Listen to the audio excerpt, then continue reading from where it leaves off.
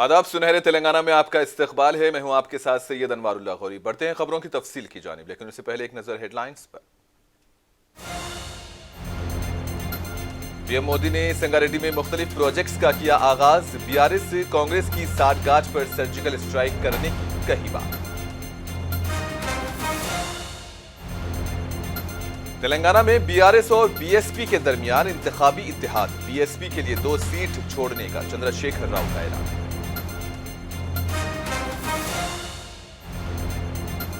ताहिर बिन हमदान ने उर्दू अकेडमी सदरनशीन का चार्ज किया हासिल। उर्दू नजरअंदाज होने पर मुहिब्बान उर्दू में बेचैन।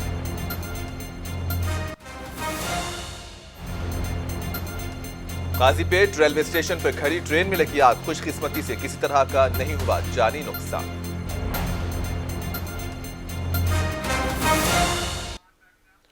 वजीर आजम मोदी ने आज गटकेसर से लिंगमपल्ली तक चलने वाली एमएमटीएस ट्रेन सर्विस का इफ्तिताह किया। ये पूरी तरह इलेक्ट्रिक लाइन है और ये मौला अली सनत नगर रूट से चलेगी।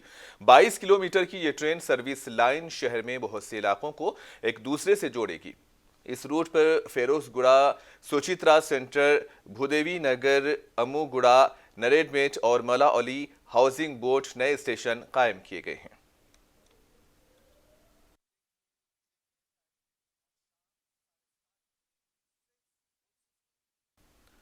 वजीर आजम नरेंद्र मोदी ने आज तेलंगाना में कई तरक्याती मंसूबों की शुरुआत की। इसी दौरान इन्होंने हैदराबाद में बने सिविल एविएशन रिसर्च और ऑर्गेनाइजेशन सेंटर को कौम के नाम में वक्फ किया। हैदराबाद में एयरपोर्ट्स अथॉरिटी ऑफ इंडिया के जरिए शहरी हवाबाजी के शोबे में तहकीक और तरक्की की सरगर्मियों को अपग्रेड करने और बढ़ाने के लिए यह सेंटर कायम किया गया। यह मुल्क में अपनी नौयत का पहला एविएशन सेंटर है।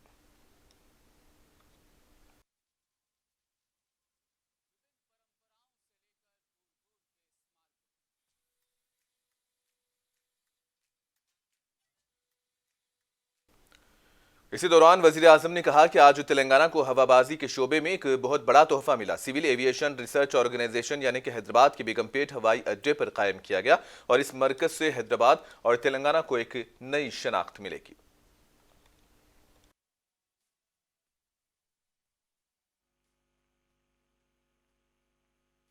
आज तेलंगाना को एविएशन सेक्टर में एक बहुत बड़ा उपहार मिला है।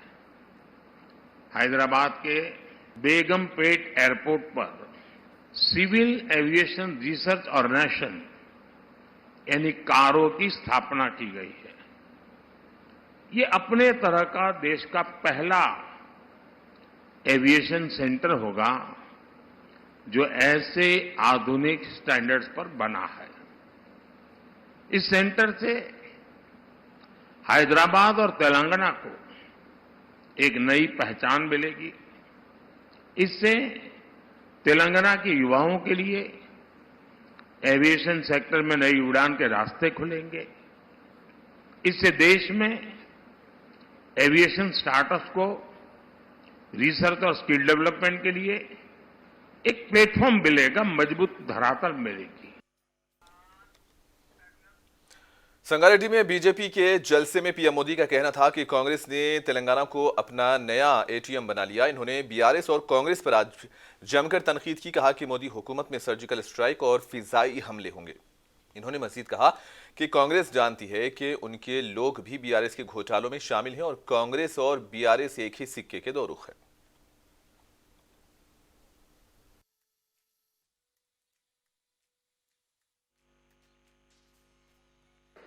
तेलंगाना में बीआरएस सरकार के घोटालों से परेशान होकर तेलंगाना के लोगों ने कांग्रेस को मौका दे दिया। आप जानते ही हैं कि बीआरएस हो या कांग्रेस, दोनों एक जैसी ही पार्टियां हैं। एक ही सिक्के की दो बाजू हैं। बीआरएस कांग्रेस में गठबंधन है कि नहीं है वो तो तेलंगाना वाले बताएंगे, लेकिन दुनिया को ये पता है कि बीआरएस और कांग्रेस के बीच घोटाला बंधन बहुत मजबूत है। घोटाला बंधन है उनका। गठबंधन यहां की जनता जानती है, घोटाला बंधन सारी दुनिया जानती है। घोटाला बंधन यानी तेलंगाना की लूट में दोनों एक दूसरे को कवर फायर देते हैं, कवर फायर। आप देखिए, बीआरएस के लोगों ने कालेश्वरम घोटाला करके किसानों से करोड़ों रुपए लूटे। लूटे कि नहीं लूटे? लूटे कि नहीं लूटे? लेकिन अब कांग्रेस क्या कर रही है भाई? चुप बैठी है।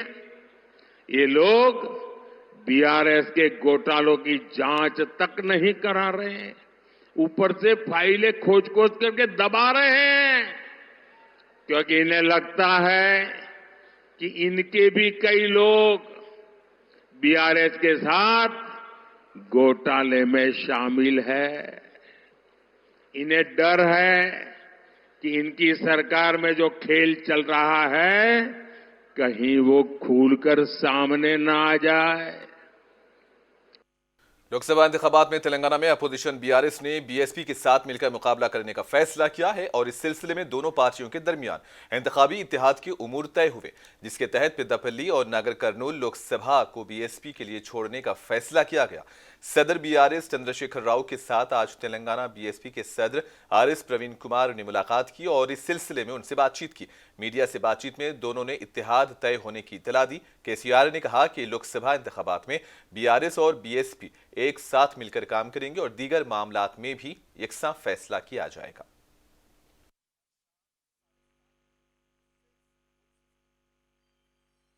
తెలంగాణ రాష్ట్రంలో బీఆర్ఎస్ బీఎస్పీ కలిసి పనిచేయాలని చెప్పి నిర్ణయించుకున్నాం. సిద్ధాంతపరంగా అనేక విషయాలలో సామీప్యత ఉంది.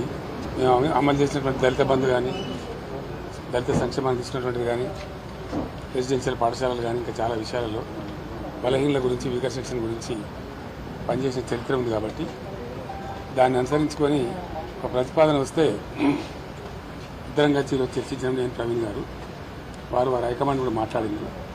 అక్కడి నుంచి వారి అనుమతి తీసుకొని మేము చర్చలు చేసిన తర్వాత కలిసి పనిచేయాలని చెప్పి స్థూలంగా ఒక నిర్ణయానికి వచ్చినాం. పని చేస్తాం కూడా. తెలంగాణనే కాదు, యావత్ భారతదేశం కూడా ఈరోజు లౌకికత్వం అంటే సెక్యులరిజం, లౌకికత్వం ప్రమాదంలో ఉన్నది. మరి భారతీయ జనతా పార్టీ చాలా పెద్ద ఎత్తున కుట్రలు చేస్తూ ఉన్నది దేశాన్ని చిన్నాభిన్నం చేయడం కోసం. మరి పూర్తిగా రాజ్యాంగాన్ని రద్దు చేయాలనే కుట్ర చేస్తూ ఉన్నారు. సో ఆ పరిస్థితుల్లో మరి సెక్యులర్ పార్టీ అయినా, మరి సెక్యులర్ భావాలు కలిగి సెక్యులరిజాన్ని నిరంతరం కాపాడిన మరి భారతీయ రాష్ట్ర సమితి వారు మరి నేను బైంజీ మాయావతి గారి ఆశీస్సులతోని మరి వారిని కూడా కలవడం జరిగింది. సో ఈ తెలంగాణలో ఈ రాజ్యాంగానికి ప్రమాదం ఏదైతుందో, లౌకికత్వానికి ఏదైతే ప్రమాదం ఉందో, ఈ బీజేపీ నుంచి తర్వాత మరి ఈ మధ్యనే కాంగ్రెస్ కూడా మరి బీజేపీ లాగానే మారుతూ ఉన్నది. ఈ రెండు పార్టీల నుంచి ముప్పు నుండి మరి తెలంగాణను కాపాడడం కోసం మరి మేము అంటే బహుజన్ సమాజ్ పార్టీ మరి భారతీయ రాష్ట్ర సమితితో కలిపి మరి పార్లమెంట్ ఎలక్షన్లలో కలిసి పనిచేయాలని ఇప్పుడే మరి పెద్దలు గౌరవనీయులు కేసీఆర్ గారి దగ్గర మరి మాట్లాడడం జరిగింది.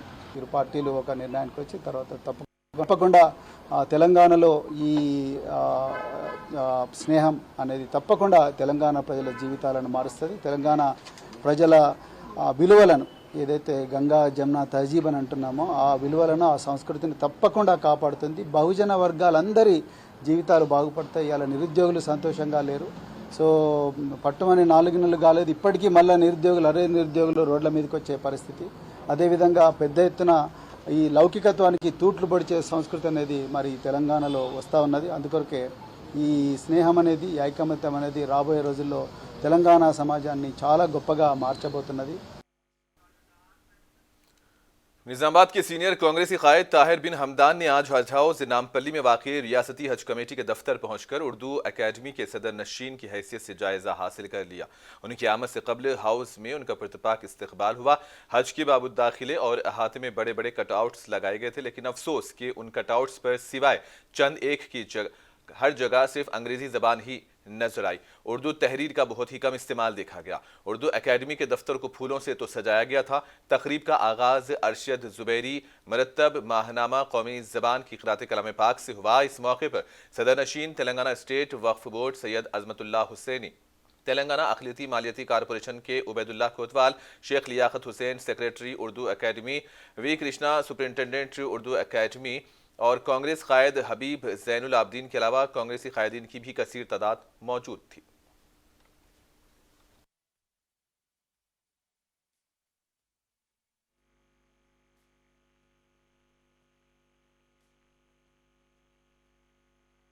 चार्ज लेने के बाद हमारे रियासत के चीफ मिनिस्टर जो डायनामिक पर्सन, खुसूसन उर्दू की भलाई के लिए, उर्दू बोलने वालों के लिए, उर्दू सुनने वालों के लिए आज जो मुझे ये मौका दिए, मैं रेवंत रेड्डी साहब का सबसे पहले शुक्रिया अदा करते हुए उनकी सारी कैबिनेट, डिप्टी चीफ मिनिस्टर साहब को भी शुक्रिया अदा करता हूँ।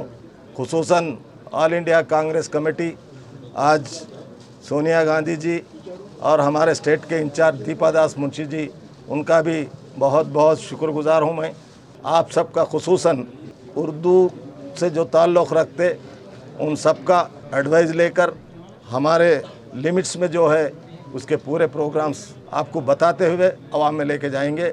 और आज तेलंगाना रियासत में 6 गारंटी के साथ जो हम अवाम में जा रहे, अवाम की तरफ से मकबूलियत मिल रही, उस मकबूलियत को हम कांग्रेस पार्टी के जानिब से हमारे से जितना हो सके कोशिश करेंगे कि अवाम की खिदमत करने का जो मौका हमें दिया गया।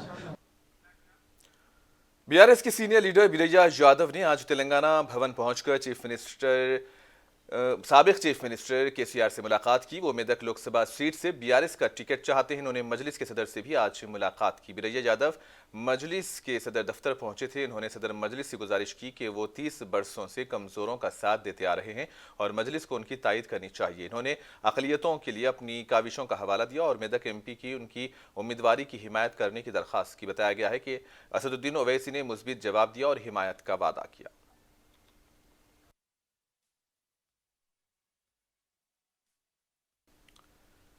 जिला महबूबनगर के कांग्रेस पार्टी दफ्तर में जिला कांग्रेस सदर ने प्रेस कॉन्फ्रेंस की। रुकने असेंबली देवरकद्रा जी मधुसूदन रेड्डी कांग्रेस के दीगर कायदीन के हमरा यहां शरीक थे।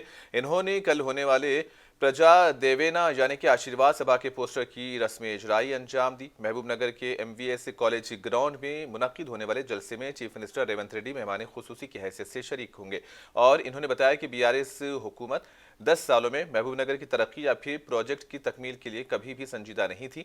मधुसूदन रेड्डी ने उम्मीद जाहिर की है कि चीफ मिनिस्टर रेवंत रेड्डी का यह दौरा महबूबनगर की तरक्की और ज़ेर इल्तिवा कामों के आगाज का जरिया बनेगा।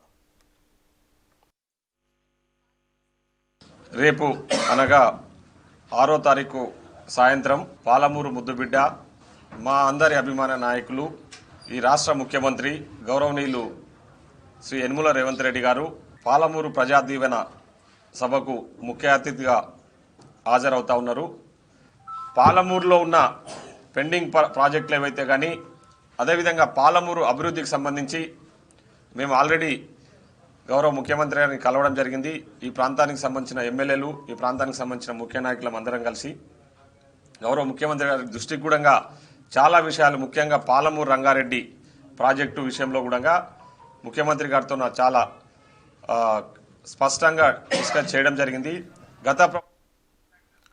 वरंगल में कम्युनिस्ट पार्टियों के ज़ेर एहतमाम मरकजी हुकूमत के पॉलिसियों के खिलाफ एक रैली निकाली गई। कम्युनिस्ट कोऑर्डिनेटिंग कमेटी के कायदीन ने कहा कि आइंदा इंतखाबात में मजहबी जुनून सवार नहीं होना चाहिए और मुल्क में जमहूरियत को बचाना है तो बीजेपी को शिकस्त देना पड़ेगा। इस ज़िमन में वरंगल पुचम मैदान से रेलवे स्टेशन तक एक ज़बरदस्त रैली निकाली गई जिसमें मुतालिबा यह किया गया कि कारपोरेट्स के कंट्रोल वाली बदउनवान आमरीत का खात्मा ज़रूरी है। CPI के रियासती सेक्रेटरी, जिला सेक्रेटरी पी रमेश और दीगर ने भी इस प्रोग्राम में शिरकत की।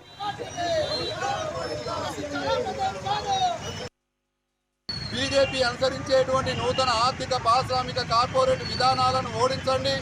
బీజేపీ అనుసరించే మతోన్మాద ఫాసిస్ట్ విధానాలను ఓడించండి.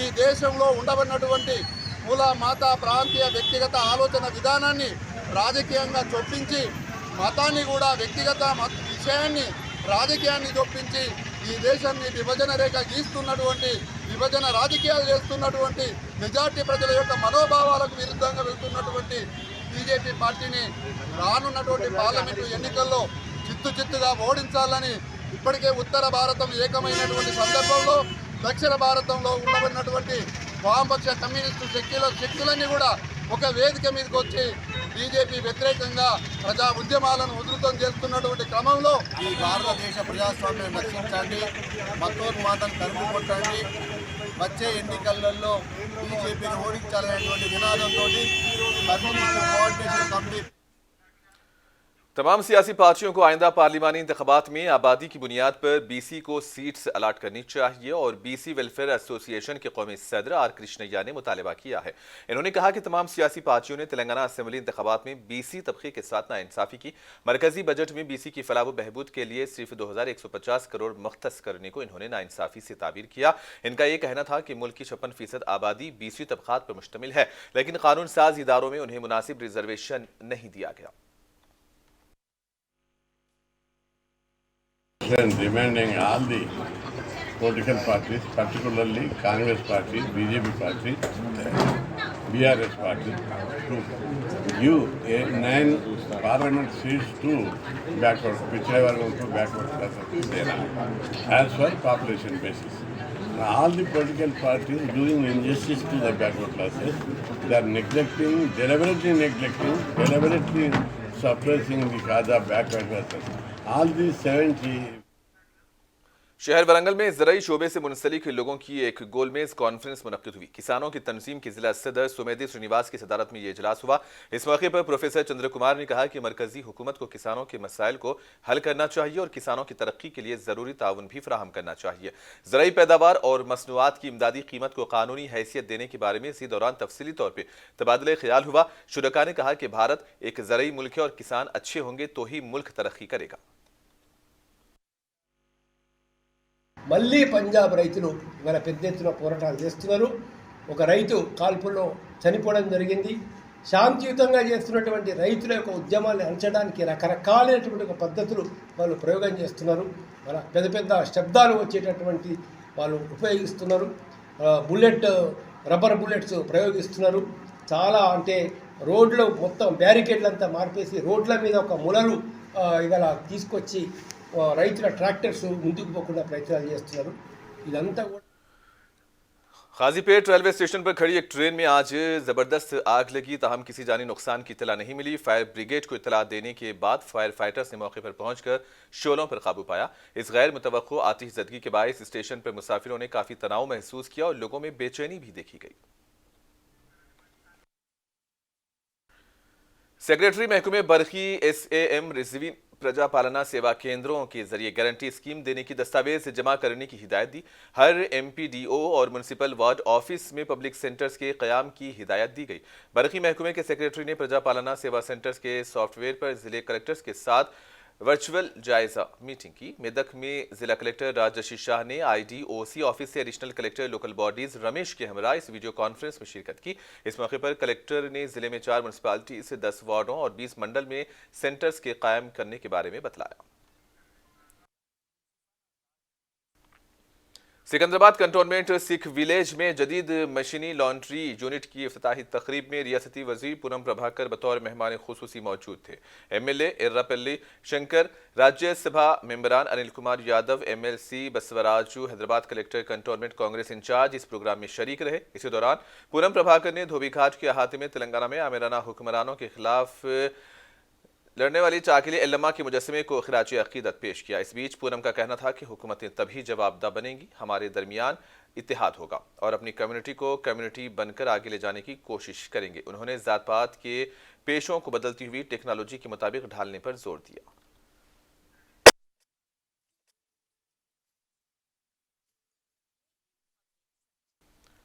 हैदराबाद पार्लिमानी निशिस्त बीजेपी उम्मीदवार माधवी लता भूख हड़ताल पर बैठ गई। इन्होंने सईदाबाद इलाके में हनुमान मंदिर के ऊपर स्टील ब्रिज की तामीर को फौरी तौर पर रोकने का मुतालबा किया। उनका यह कहना है कि मंदिर के ऊपर से ब्रिज की तामीर से हिंदू बरादरी के जज्बात को ठेस पहुंचती है। बलदी इंतजामिया नलगुंडा क्रॉस रोड से ओवैसी जंक्शन तक 4 लेन का स्टील फ्लाईओवर तामीर करा रही है, जिससे सड़क पर ट्रैफिक की रवानी हमवार हो सकेगी।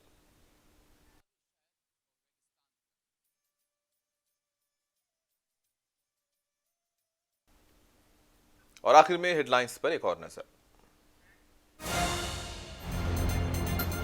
पीएम मोदी ने संगारेड्डी में मुख्तलिफ प्रोजेक्ट्स का किया आगाज। बीआरएस कांग्रेस की साठगांठ पर सर्जिकल स्ट्राइक करने की कही बात।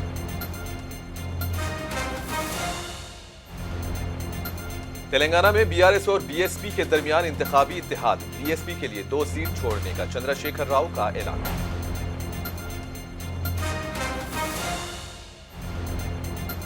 ताहिर बिन हमदान ने उर्दू अकादमी सदर नशीन का चार्ज किया हासिल। उर्दू के नजरअंदाज होने पर मुहिब्बान उर्दू में देखी गई बेचैनी।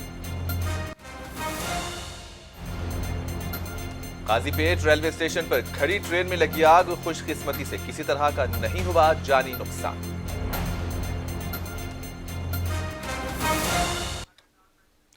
और इसी के साथ ही खबरों का सिलसिला यहीं पर इख्तिताम पजीर होता है। दीजिएगा इजाजत। अल्लाह हाफिज।